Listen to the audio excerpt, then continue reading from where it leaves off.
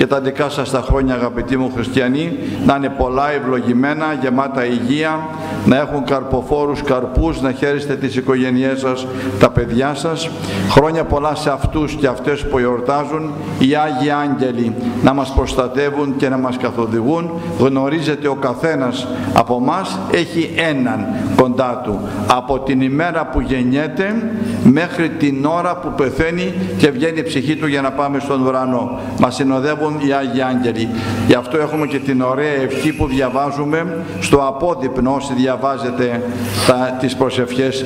Άγιε Άγγελε, ο εφεστός της ανθρίας μου ψυχής και ταλαιπώρου μου ζωής. Είναι μια πολύ ωραία ευχή στο απόδειπνο το μικρό, να τη διαβάζετε πριν πάτε για ύπνο. Είναι πάρα πολύ επωφελής και προσφέρει πολύ πνευματικό εφησυχασμό. Πάμε να κοιμηθούμε με τηλεόραση, με τα κομπιούτερ στα χέρια ή με τα κινητά, και εγώ πρώτος.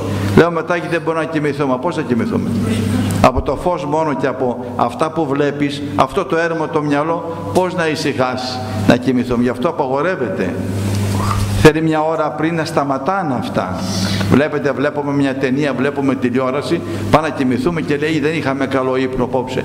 Πώς να έχεις? Όταν μένουν οι αναμνήσεις αποτυπωμένες στο μυαλό, δεν είναι ώρα να σας κάνω κηρύγματα τώρα, αλλά θέλει την ηρεμία του άνθρωπο. Θέλει και ο καθένας να κάθεται λιγάκι με τον εαυτό του πριν ξεκουραστεί, να ησυχάσει, να δει τον εαυτό του. Αυτή την ώρα λοιπόν, άλλοι το λένε γιόγκα, άλλοι το λένε ασκήσεις, αυτά που κάνουν στα γυμναστήρια. Εμείς το λέμε πνευματική περισυλλογή και διαβάζουμε την προσευχή πριν κοιμηθούμε ή σε οποιαδήποτε δύσκολη φάση της ζωής μας. Χρόνια πολλά λοιπόν, καλά και ευλογημένα σε όλους.